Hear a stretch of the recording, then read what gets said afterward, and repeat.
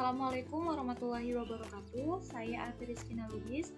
Di sini saya akan mempresentasikan mengenai perhitungan kimia. Adapun tujuan pembelajarannya: 1. Dapat melakukan hitungan kimia. 2. Dapat membuat persamaan reaksi.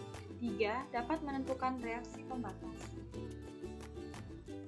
Dalam kehidupan sehari-hari, satuan jumlah yang kita gunakan untuk menghitung sesuatu itu bisa lusin, kodi, krat, dan lain sebagainya. Contohnya, misal, untuk menghitung pulpen, itu pulpen hitung satuannya lusin. 1 lusin sama dengan 12 buah pulpen. 2. Kertas, 1 rim itu sama dengan 500 lembar kertas. Selanjutnya, 1 mol itu sama dengan 6,02 kali 10 pangkat 23 partikel. Itu merupakan bilangan Avogadro. Yang dapat diukur adalah atom, molekul, ion, elektron. Jadi, mol itu adalah satuan jumlah yang digunakan dalam perhitungan kimia. Selanjutnya, hubungan mol dengan jumlah partikel. Jika kita diberikan kelereng yang banyak yang mempunyai massa 70.000 gram dalam satu drum, kita disuruh nih untuk menghitung berapa banyak kelereng tersebut. Apa yang harus kita lakukan? Apakah kita harus mengeluarkan kelereng itu satu persatu lalu kita menghitungnya? Itu kan tidak mungkin.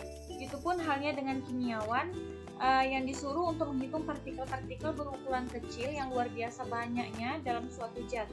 Maka dari itu, dikelompokkanlah partikel-partikel dalam satu kumpulan dan dikenal dengan istilah 1 mol sama dengan 6,02 kali 10 pangkat 23.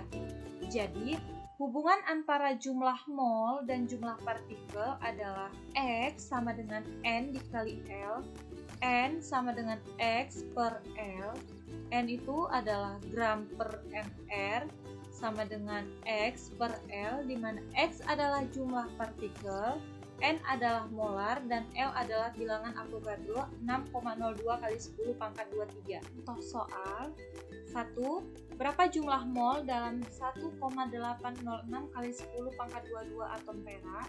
Jawab. Jadi untuk mengetahui mol dari atom perak ini, maka kita lihat partikelnya ada 1,806 kali 10 pangkat 22. Rumusnya tadi adalah mol sama dengan N per L kalau dia molnya sudah diketahui. Di sini molnya sudah diketahui, nilainya 1,806. Jadi tinggal kita masukkan ke rumus 1,806 kali 10 pangkat 22 per bilangan Avogadro 6,023. Hasilnya adalah 0,03 mol. Contoh kedua, hitunglah jumlah partikel atau atom atau molekul yang terkandung dalam 0,1 mol H2O. Yang ditanya adalah jumlah partikel, berarti X, ya kan? X sama dengan mol dikali L. Di sini molnya sudah diketahui, molnya adalah 0,1, maka 0,1 dikali 6,02 kali 10 pangkat 23, hasilnya 6,02 kali 10 pangkat 22 molekul. Selanjutnya, hubungan mol dengan massa. Jadi kita perhatikan reaksi berikut. 3H2 ditambah CO2 menghasilkan CH3OH ditambah H2O. 3 molekul hidrogen bereaksi dengan molekul karbon dioksida membentuk metanol dan 1 molekul uap air. Jadi, tidak ada keterkaitan dengan massa untuk reaksi tersebut. Jadi, untuk mengkaitkan jumlah molekul dengan massa, kita menggunakan massa molar. Massa molar adalah massa yang dimiliki oleh mol zat dalam satuan gram per mol. Seperti kita lihat di sini, massa molar sama dengan AR atau MR dalam satuan gram per mol, di mana AR adalah nomor massa, yaitu massa atom relatif. Kemudian nomor molar atau MM adalah massa molar relatif atau MR. Hubungan mol dengan massa itu dapat kita lihat N sama dengan gram per mR. Contoh, berapa gram massa dari zat 0,5 mol besi, di mana diketahui ArFe adalah 56. Jadi di sini yang diketahui adalah atom relatifnya, atom relatif dari Fe itu 56. Kemudian adalah mol dari besi, mol dari Fe 0,5 mol. Jadi untuk mencari mol tadi kan adalah N sama dengan gram per mR. Di sini yang diketahui adalah N dan mR-nya atau AR-nya. maka yang dicari di sini adalah gramnya. Maka gram sama dengan N dikali AR. N dikali mol dikali AR sama dengan 0,5 dikali 56 sama dengan 28 gram. Selanjutnya hubungan mol dengan volume gas. Jadi ada seorang ilmuwan namanya adalah Avogadro. Dia menyatakan bahwa partikel unsur itu tidak hanya berupa atom tunggal, tetapi dapat berupa 2 atom, 3 atom, ataupun lebih. Seperti kita lihat di slide. Jadi gas nitrogen ini tersusun atas 2 atom N, gas hidrogen tersusun atas 2 atom H, gas amonia tersusun atas 1 atom H dan 3 atom N. Jadi gagasan ini tidak terpikir oleh si Dalton. Dalton hanya menganggap partikel unsur itu selalu berupa atom tunggal atau monoatomi. Maka dari itu pada tahun 1811 Avogadro mengajukan hipotesis yang dikenal dengan hipotesis Avogadro yang menyatakan bahwa pada suhu dan tekanan yang sama semua gas dengan volume yang sama itu akan mengandung jumlah molekul yang sama pula. Jadi pada suhu 0 derajat Celcius dan tekanan 1 atm banyaknya gas itu menyerupai gas ideal. Jadi beberapa percobaan menunjukkan bahwa pada kondisi tersebut 1 mol gas menempati volume 22,4 liter yang disebut dengan volume molar.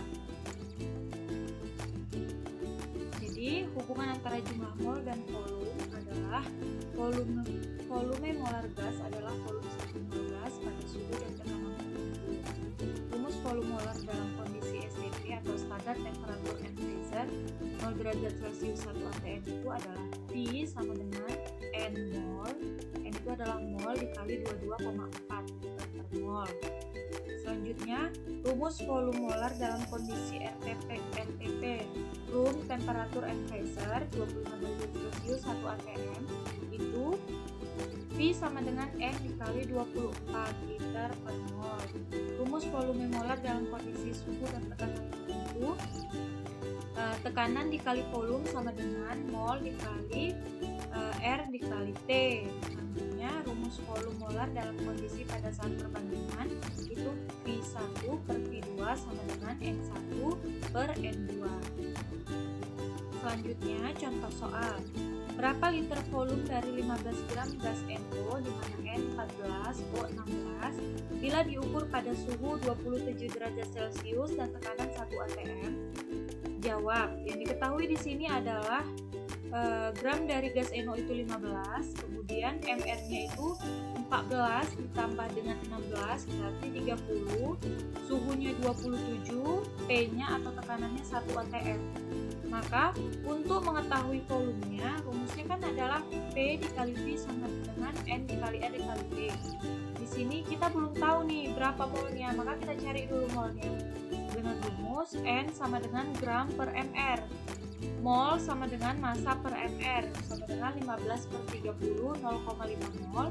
Baru kita masukkan ke rumus. P dikali V sama dengan N dikali R dikali T. 1 dikali volume sama dengan 0,5 dikali 0,082 dikali 300 sama dengan 12,3 liter. Persamaan kimia. Jadi persamaan kimia ini menjelaskan jika dua reaksi atau lebih bergabung untuk menyatakan jumlah zat yang bereaksi serta jumlah hasil reaksi yang dinyatakan dengan perbandingan koefisien reaksi persamaan reaksi yang sudah setara. Contohnya 4Al ditambah 3O2 itu menghasilkan 2Al2O3 di mana perbandingannya itu 4 banding 3 banding 2. Jadi Al yang di sebelah kiri itu kan ada 4, yang di sebelah kanan 2 dikali Al2 berarti 4. Kemudian O-nya ada 6, yang kanan juga 6, jadi ini udah setara. Kemudian contohnya mari sama-sama kita lakukan. Setarakan persamaan berikut. C2H6 ditambah O2 menghasilkan CO2 ditambah H2O. Coba dibuat di kertas lembar seperti itu, nanti hasilnya 2C2H6. Kenapa bisa menghasilkan C2H6? Dengan catatan yang pertama kali itu kita setarakan adalah C2 dan O2 nya. Jadi C yang di kiri itu kan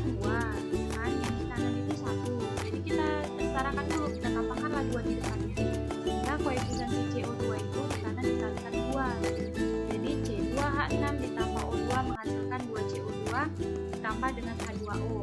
Selanjutnya H yang di kiri itu kan ada 6, yang di kanan itu 2. Jadi koefisien H2O di kanan dikalikan 3 menjadi C2H6 ditambah O2 menghasilkan 2CO2 ditambah H2O. Selanjutnya coba dikerjakan di kertas sini. Selanjutnya adalah reaksi pembatas. Jadi penentuan reaksi pembatas. Dalam reaksi kimia, reaksi tidak selalu dicampurkan dalam perbandingan yang tepat sehingga semua reaksi harus bereaksi. Sering terjadi kondisi di mana salah satu reaksi dalam keadaan berlebih, sehingga salah satu reaksi sudah habis bereaksi, sementara reaksi lainnya masih bersisa. Reaksi yang duluan habis bereaksi disebut reaksi pembatas. Saya ulangi, reaksi yang duluan habis bereaksi disebut reaksi pembatas. Selanjutnya contoh 0,5 mol O2 bereaksi dengan 0,3 mol Al. Menurut persamaan reaksi 4Al ditambah 3O2 menghasilkan 2Al2O3. Tentukan manakah yang merupakan reaksi pembatas. Jadi perhatikan koefisien pada reaksinya. Jumlahnya kan berbeda 14, 13. Jadi reaksi yang habis bereaksi adalah yang memiliki koefisien yang besar yaitu si Al. Di sini kita lihat persamaan reaksinya 4Al ditambah 3O2 menghasilkan 2Al2O3. Mula-mulanya yang satu 0,3, yang satu 0,5. Jadi untuk di bereaksi kita buat mol per koefisien, berarti 0,3 dibagi 4, 0,5 dibagi 3. Setelah itu dapatlah itu hasilnya reaksi. Setelah itu baru dikurangi 4 dihasilkan dari tadi 0,3 dibagi 4 dan 0,5 dibagi 3. Yang mana nilainya yang paling kecil, itulah yang merupakan reaksi pembatas. Maka yang berdasarkan data yang ada, maka Al merupakan reaksi pembatas karena lebih dulu habis bereaksi. Sekian dari presentasi saya, semoga bermanfaat.